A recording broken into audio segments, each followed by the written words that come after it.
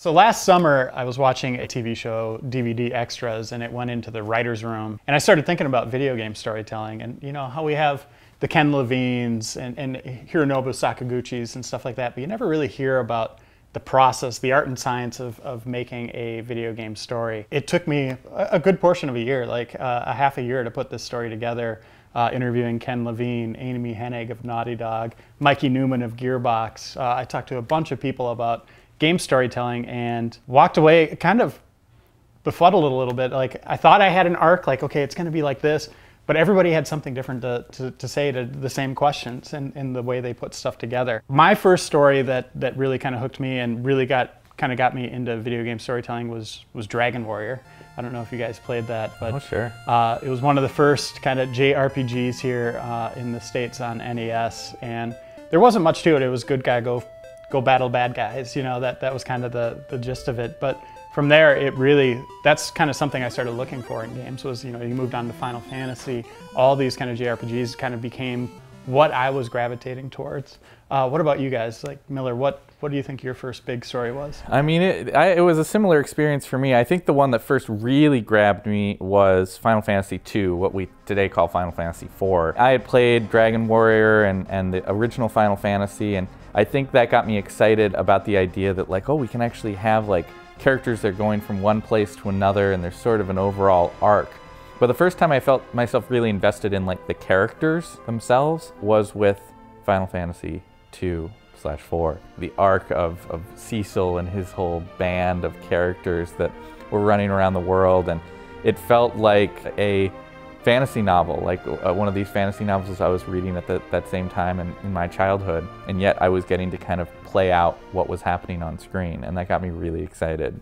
What about you, Kim? I think for me it was definitely Secret of Mana is the first time I remember really caring about a character, and I was pretty young at the time, so it's kind of funny how on the screen something like jumped out at me, but it's basically a scene I've written about when the main character goes to Patos village and he basically gets banished, and it's a really like mean like banishing scene. They're like, go, get out, leave, and like you just feel for this character who accidentally picks up this sword not knowing the implications of what's happening. I remember being little and be like, oh my gosh, I want to help him, I want to make sure everything's gonna be okay because of this. It was just such a small scene and done with very like subtly with how compared to today obviously, but it had that impact on me, and ever since then, like that's why I gravitate to RPGs, because I'm playing them more, I find, for the story now than the gameplay, whereas when I first started out it was very much like the challenge of a game, and now it's like, well, I want to see the places that these games can take me and where these narratives can go. And that's something I was talking to Gary Whitta about. He says he'll really get comfortable with writing and just start writing up a storm and then realize he hasn't given the player anything to do for a long time, and it just becomes a story. Do you guys feel that in a game, like that you need, maybe developers are putting a little too much weight on, we got to make sure they're always hitting buttons. You guys ever feel that, like if you're playing a Metal Gear or something, like, okay, this cutscene's gone on too long, maybe we should step back a little and maybe I should skip this? Or I think Xenosaga is famous for that with its cutscenes. And Xenogears as well. Yeah. I mean, that's the funny thing. I mean, we've got three of us in this room here who are not cutscene skippers. Nope. Right? You know, and I play for my cutscenes. I feel like those are my rewards for beating bosses in gameplays. So. And I think that is us kind of coming from the heritage of the Japanese RPGs of the 80s and 90s.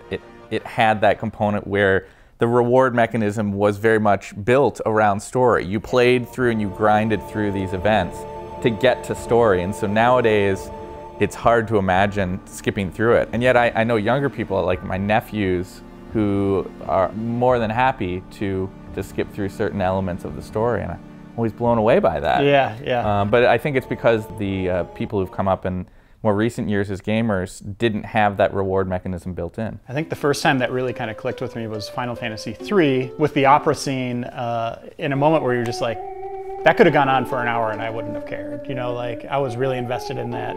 And you kind of start going through those battles, those big boss battles, knowing like you're gonna get that reward at the end of a story.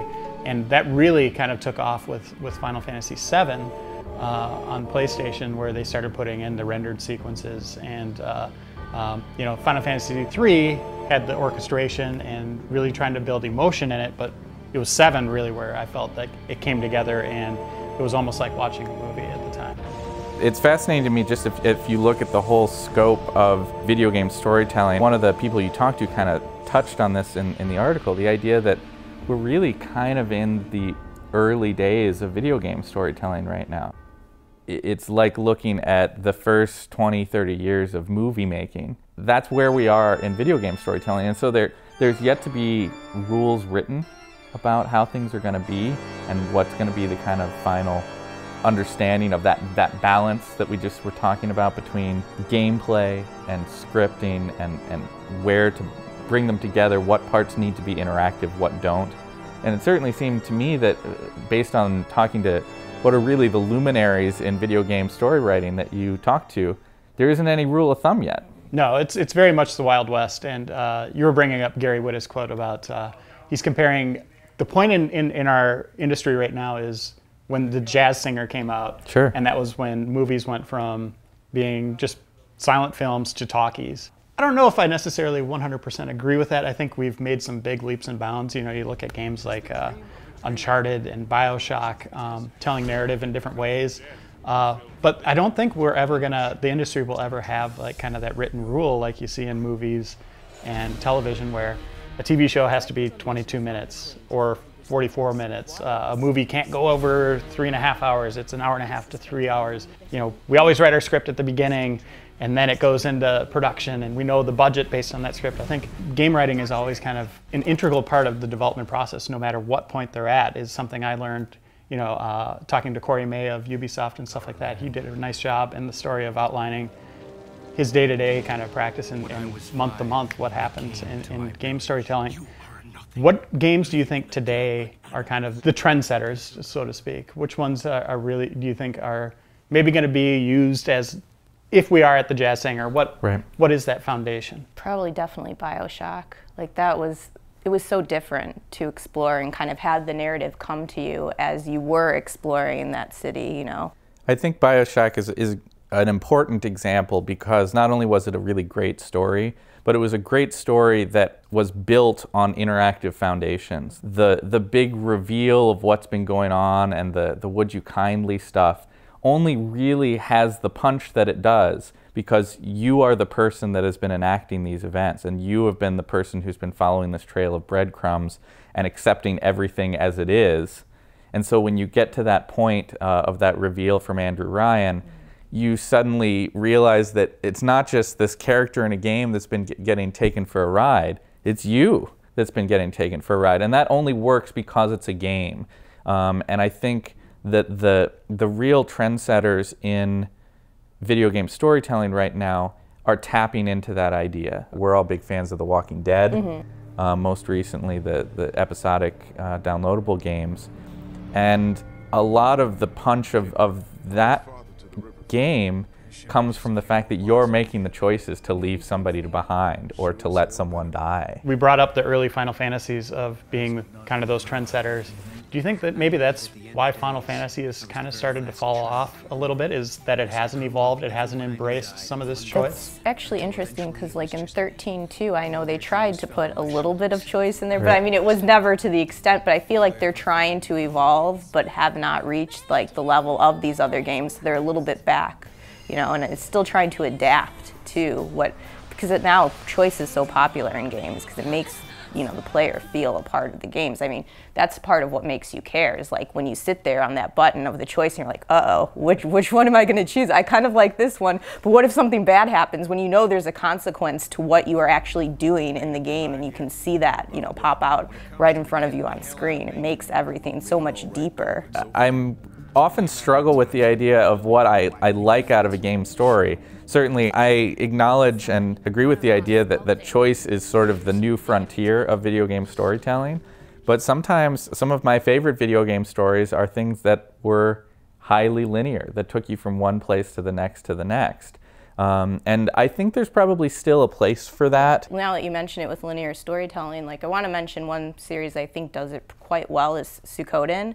And I want to say it because that is one that actually, when I'm betrayed in that game, and it's all in every game, that is the big draw, I actually feel duped. Like I feel actually like these characters that I grew really attached to, which also is another thing. If you can make people attached to those characters and care about them, when they do something that you aren't expecting or totally blindside you, it's like it hurts all the more. Like I had many times in Suikoden where I just like, oh, well, I didn't see that coming. And it's always someone you least expect. You're like, well, this person was built up to be really important in my life. And that's when it strikes you the hardest. So I think, yeah, they're right. You don't really need necessarily the choices, but you have to, I think then you have to craft these relationships and characters where the actual person playing the game does feel like an impact. The games we're talking about of these recent years are products of sort of colliding traditions of video game storytelling. We talked earlier about the idea of kind of the heritage, and a lot of us kind of coming up on JRPGs like Final Fantasy and Dragon Warrior and stuff like that. But you had in that same time frame, you had all these great like PC games that were coming through. You know, you can go all the way back to something like Zork, right? I mean, it was all about storytelling. Yeah, it was. I mean, that's all it was. It was one giant story that you're almost like Walking Dead. If you really strip away the graphics from Walking Dead, it's all about choice and figuring out where to go. You see this evolution that happened, I think especially in the PC space in the 80s and 90s from like Ultima and Bard's Tale and Wizardry kind of period stuff that was very directly inspired by like the Dungeons and Dragons tabletop role-playing game, right? And that grew into more games like that were more sophisticated in the 90s of things like the original Fallout and Baldur's Gate and all that kind of thing. And then you began to see the traditions colliding as things crossed over into the console space. And you had all these people who had come up on games like Final Fantasy IV or Secret of Mana or whatever, starting to encounter stuff like Knights of the Old Republic, right?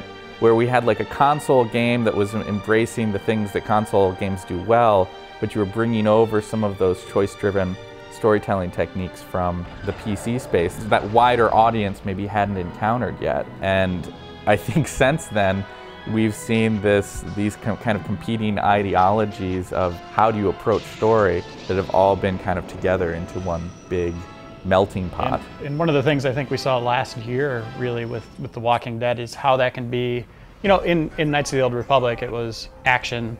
Here's your time to do story. You're making choices at that time. Right. Mass Effect kind of had those quickly hit the right trigger to do a renegade action or a Paragon in those stories. But now Walking Dead, it was really merged with the gameplay, seamless. You didn't know when something was going to happen. You always had to have your hand on the controller. And I think that's something that Witta and Ken Levine both brought up is maybe we don't always want a story to go for like 3 to 4 minutes, but if we can have some kind of interaction in there, we can make that work.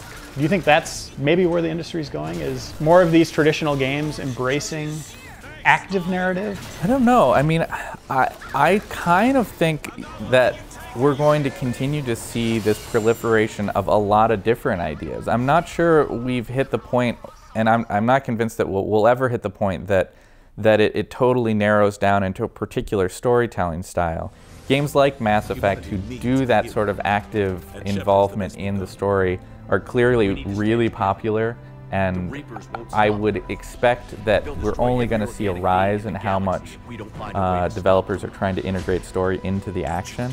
But I'm not sure we'll ever get away from there being times where we're just going to sit back and watch part of it, at least in certain games. I think that's not going to happen because there's people like me out there. Mm-hmm. There's times I love that Mass Effect element of like, I want to pull the trigger or not. But you also want to see like a huge space battle that you're not participating in, but you're seeing like thousands of vessels going at each other. That is, like back in the days, a nice reward for getting through a portion of the game. It's another way to breathe in that narrative and kind of live that experience. In a lot of ways, I'm really excited about where the storytelling potential of games can go right now.